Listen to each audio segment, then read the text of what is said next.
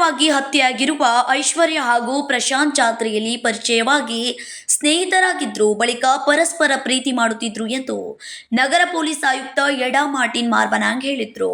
ಬುಧವಾರ ಬೆಳಗಾವಿಯಲ್ಲಿ ಸುದ್ದಿಗಾರರೊಂದಿಗೆ ಮಾತನಾಡಿದವರು, ನಾತಪೈ ಬಳಿ ನಡೆದ ಪ್ರೇಮಿಗಳ ಸಾವಿನ ಬಗ್ಗೆ ಪ್ರಕರಣ ದಾಖಲಾಗಿದೆ. ಮರಣೋತ್ತರ ಪರೀಕ್ಷೆ ನಡೆಸಿ ಬಳಿಕ ಇದರ ಸತ್ಯಾಸತ್ಯತೆ ಹೊರಗೆ ಬರಲಿದೆ ಎಂದರು. ಹುಡುಗ ಮೊದಲು ಅವರು ಕೇಳಿದ್ರೆ ಅಂದ್ರೆ ಇಬ್ರು ಮದುವೆ ಮಾಡಲಿಕ್ಕೆ ರೆಡಿ ಇದ್ರೆ, ಮತ್ತೆ ಈ ಮದುವೆ ಬಗ್ಗೆ ಕೂಡ ಸ್ವಲ್ಪ ಡಿಸ್ಕಷನ್ ಆಗಿದೆ ತಾಯಿ ಜೊತೆಗೆ.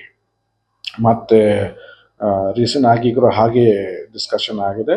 ಮತ್ತೆ ಈ ಹುಡುಗಿನ ತಾಯಿಯ ಹುಡುಗಗೆ ಅವರು ಏನ್ ಹೇಳಿದ್ರೆ, ನೀವು ನಿಮ್ಮ ತಂದೆ ಜೊತೆಗೆ ನೀವು ಬನ್ನಿ ಡಿಸ್ಕಸ್ ಮಾಡೋಣ ಅಂತ, ವಿ ವಿಲ್ ಸಿ ಅಂತ ಅವರು ಹೇಳಿದ್ದಾರೆ. ಸರಿಗ ಅವರು ಹುಡುಗನ ಕಡೆದವರು ಕೂಡ ಕೇಸ್ ಕೊಡೋದು ತಗೊಳ್ಳಿ ಇಲ್ಲ, ಈಗ ಬೆಳಿಗ್ಗೆ ಈ ಹುಡುಗ ಫ್ಯಾಮಿಲಿ ಮೆಂಬರ್ಸ್ ಕಡೆಯಿಂದ ಒಂದು ಅರ್ಜಿ ನಮಗೆ ಅವರು ಕೊಟ್ಟಿದ್ದಾರೆ. ಅಂದರೆ ಇದು ನೀವು ಸ್ವಲ್ಪ ಕರೆಕ್ಟಾಗಿ ಸ್ವಲ್ಪ ವಿಚಾರ ಮಾಡಬೇಕು, ಬಹುಶಃ ಇದು ಮರ್ಡರ್ ಬೇರೆ ಕಡೆಯಿಂದ ಆಗಿರಬಹುದು ಅಂತ ಅವರು ಹಾಗೆ ಹೇಳಿದ್ದಾರೆ. ಡೌಟ್, ಸಂಶಯ ಬಂದಿದೆ. ಸೊ ನಾವು ಕೂಡ ಹೌದು, ನಾವು ಆ ಥರ ಮಾಡ್ತೀವಿ. ಯಾಕಂದರೆ ಇದು ಎಲ್ಲ FSL ರಿಪೋರ್ಟ್ ಬಂದಮೇಲೆ ನಮಗೆ ಗೊತ್ತಾಗುತ್ತೆ ಇದು ಹೇಗೆ ಆಗಿದೆ, ಡೀಟೇಲ್ಸ್ ಎಲ್ಲ ಸಿಗುತ್ತೆ.